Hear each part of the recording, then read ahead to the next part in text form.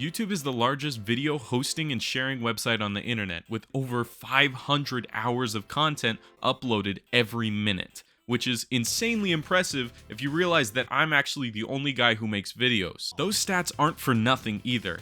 Google made over $30 billion off of YouTube last year alone, which is just an incomprehensible amount of money. The amount of revenue that these things generate for the company is staggering, and it's even cooler when you realize that creators are getting a piece of that pie too. YouTube wouldn't exist without these content creators, and so it only feels fair that they get to make money off of the things they make for the site. The fact that people can make money off of things like this at all is incredible, even if it doesn't feel like a lot at first. It's so cool getting to see all these passionate people create things they care about and getting to benefit from it. YouTube has helped facilitate a large number of artists and creators that I am so happy to have been able to witness. However, these kinds of good things don't come without flaws, and YouTube has plenty of them. Over the past few years, they've been trying to optimize retention in a few different ways, some of which being kind of, questionable.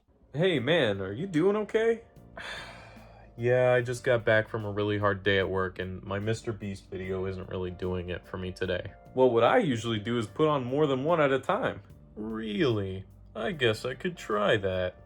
This is much better. Now, I can finally relax. This is pretty ridiculous, but it's not really new for them. They've been trying to copy everything TikTok does lately, and one of the biggest things on that platform is to have multiple videos playing at once, even if it is just baked into the content itself. You see that a lot in one of YouTube's more recent endeavors, YouTube Shorts, which has been around for about 3 years. Oh my god, man, I'm a corpse. Lately, it seems like YouTube copies basically anything they perceive as successful on other social media platforms in an effort to bring over more customers, which, granted, is what most companies do, but lately it feels like they've been doing it in a more aggressive manner. For example, you've got channel memberships, which function similarly to how Patreon works. You give people who pay money special perks like early videos or special emojis, stuff like that, which is pretty common on Patreon. But it also doubles as a stand-in for Twitch subscribers for people who stream on YouTube, which allows them to compete with two different businesses on one front. They're trying to make sure that they have a hand in every single pot they can and are taking as much revenue from a creator as possible. I feel like that's also why they push the community tab so hard. If you use Twitter or Instagram to promote your videos, you are using a different platform, and in turn, your audience is using a different platform, which they don't want. So what's the solution?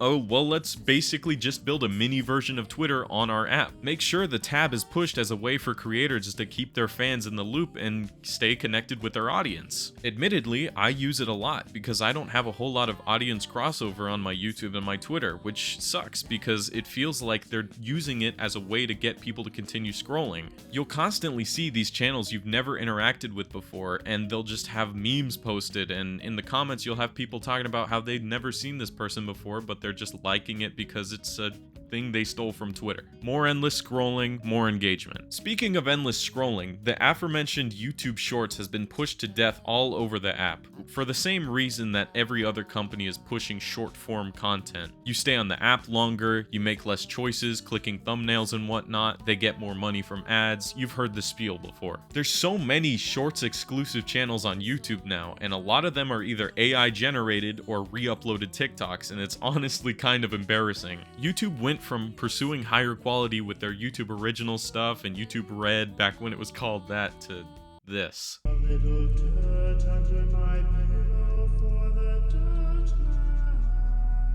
And I don't know if this is just a me thing, but YouTube has been pushing me to rewatch the same videos from the same creators over and over again. I've had the H-bomb plagiarism video in my recommended for the past like 4 months, despite the fact that I've already watched it. I would love for them to just show me new creators or new videos instead. Speaking of which, thank you for everybody who clicked on this video and gave me a shot. I really do appreciate it. It's so tiring. I feel like every time I open YouTube now, I'm greeted by stuff I don't care about, videos that I've already watched and don't feel like rewatching again, ads for YouTube Premium with benefits that I can already do for free pretty easily, and that's not even bringing up the weirdest thing they've added recently. YouTube's Playables are the newest addition to the give me your money slot machine that they've been creating, and a lot of them are just pretty abysmal mobile games. Honestly, exactly what you'd expect, but to illustrate, I'm gonna play a few of them. Since I'm using my phone to film this because I don't own a camera, I'm just gonna play all these games on an iPad, which I think is pretty fitting because that's probably what most of these god-awful mobile games are played on. Let's get started.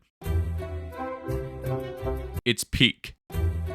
A lot of these playables are like those games you see in ads all the time. They don't have much substance to them, and there's not going to be a lot to criticize because, like, for example, this Helix Jump game, this is the gameplay. Pretty great, you know. Who are these people?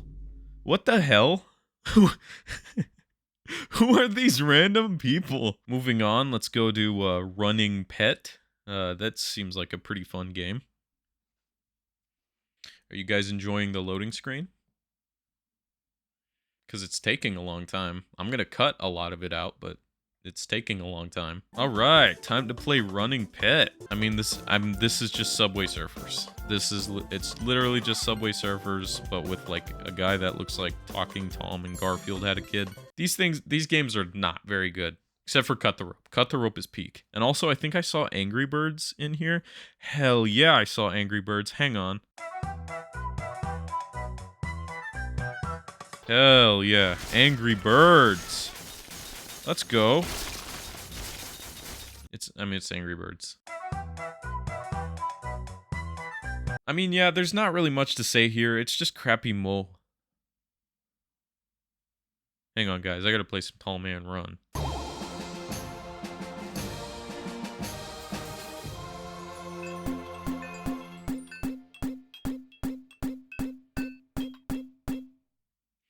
Yeah, so actually I think this is a pretty good feature, and I don't think they need to get rid of it at all. It's not going to ruin people's attention spans or anything. I actually think a lot of these games are pretty good. So actually we should allow people to not only play 2 of these games at the same time, but also watch videos at the same time.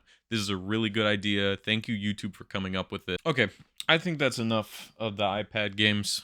So, finally getting all of YouTube's non-video features out of the way, let's review. They've got a Patreon-like system where you can give money to channels monthly for special perks, a system called Super Thanks, which functions like Twitch's donations, Shorts, which are basically just stealing TikTok content and repackaging them, a community tab that sort of takes the place of typical social media, and a premium ad-free subscription that you can pay for a better experience. Given all of this, I think there is some modicum of a risk that YouTube does become a monopoly in the creator space. Think about it.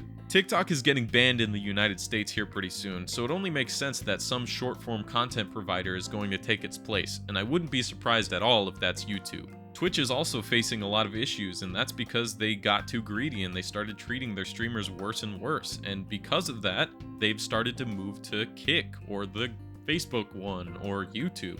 And I don't feel like they're gonna go back. So YouTube is definitely gaining ground in the streaming department. They've just added mobile games, which we went through, and they're probably gonna keep adding more. And you're gonna be able to watch YouTube videos while you play them. You will never have to leave the YouTube app.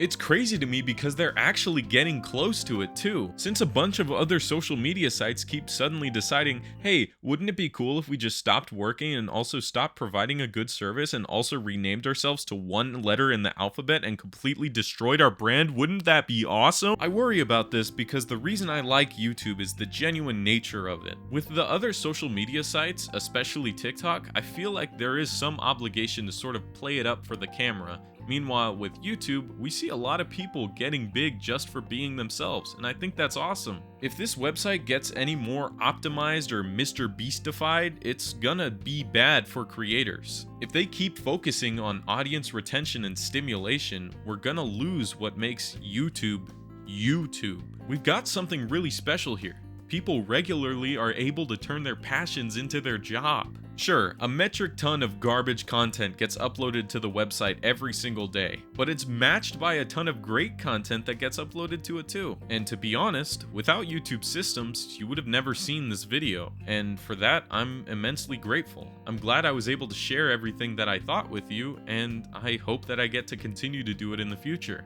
If YouTube were to become a monopoly, they could take a larger cut of creators' revenue or restrict the voices of certain people even more than they already do.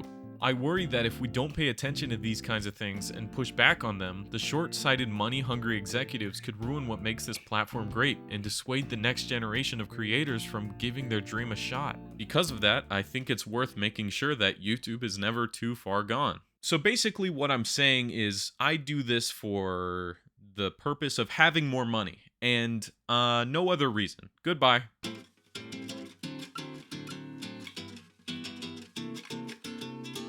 Keep stepping at your own pace, stepping